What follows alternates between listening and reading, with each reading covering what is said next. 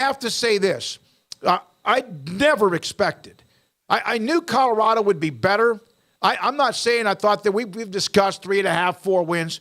What I saw in how they beat TCU, and TCU did show a lot of explosiveness, defense not as good, running game okay but not as good, but holy crap.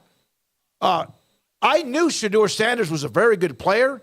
I never realized he was that good. And I mean touch, the throws he made, the elusiveness, what Hunter brings to the table as a dual threat, what Edwards did immediately as an incoming freshman. And I thought that their offense and defensive lines might be a weak point. And again, we'll see what happens, attrition throughout the season.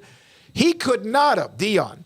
No way could anyone, if you're a Deion Sanders book, you want to write a book, could you ever have expected such a dynamic on national television win as we saw Saturday when they won the game at TCU in Fort Worth? Well, I mean, they expected it, to hear him tell it, to hear the team, tell it in so many ways. They expected it. He told everybody they were coming, right? And right out of the gates, a just monstrous win for that program. You couldn't have drawn it up any better as far as being able to take advantage of the offseason and then just launch it even further, into the stratosphere. That was a surprising result, certainly. I thought TCU, would certainly have to deal with, losing so many key pieces from last year, but I still believe they're going to be a good team that's going to win a lot of games this year. But I was surprised by, how just ready to rock Colorado was. And that's a testament to Deion and the staff that he put together, the players that they, grabbed through the transfer portal. I mean, to think that there were still a couple key names, the guys that didn't even get involved, like an Alton McCaskill, for example. Travis Hunter just launched himself. I mean, he was already kind of a pretty well-known guy, especially if you followed recruiting. But, I mean, now he's like in the Heisman conversation. Shedeur Sanders is in the Heisman conversation. He was incredible throwing the ball. I mean, they've got really good players. And I think, when I thought about, I don't want to relate everything to Baylor, but they have a stunning lack of stars. Colorado has a plethora of stars. And if you got some stars that can go out and do their thing, well, then you're going to have a good chance to win a lot of games in college football. And I think that's exactly what we saw on Saturday. The Colorado Stars played like stars, and they went out there and, played loose. They played fun. Yeah. They were confident.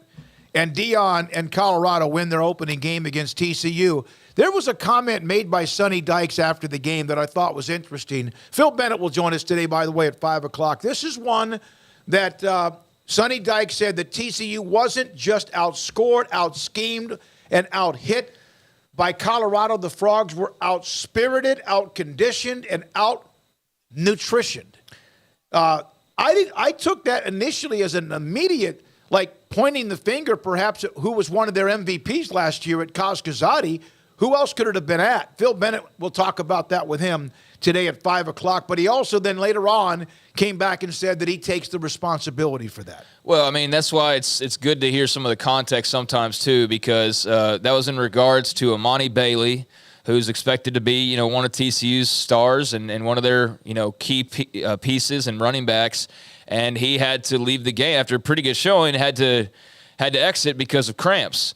And so one of the reporters asked him, hey, where was Amani Bailey? He was playing pretty well and, then wasn't in there for a key, part of the game. And he said that, he got cramps, and then he did. He put it on. He didn't say Kaz's name directly, but he put it on strength and conditioning and basically said, normally we're, that's a badge of honor and we're very good about that, but I'm not sure what went wrong, and that's something else that we're going to have to revisit. Yep. So it was towards Kaz and staff in general, not specifically, but I think that was, to hear him say that, especially after all the credit given last year and just, how that typically works where that's a strong suit of theirs, that was pretty eye-opening of man, right out of the gates, the thing that you thought was going to be really good was the defense. They had a lot coming back. Defense was awful.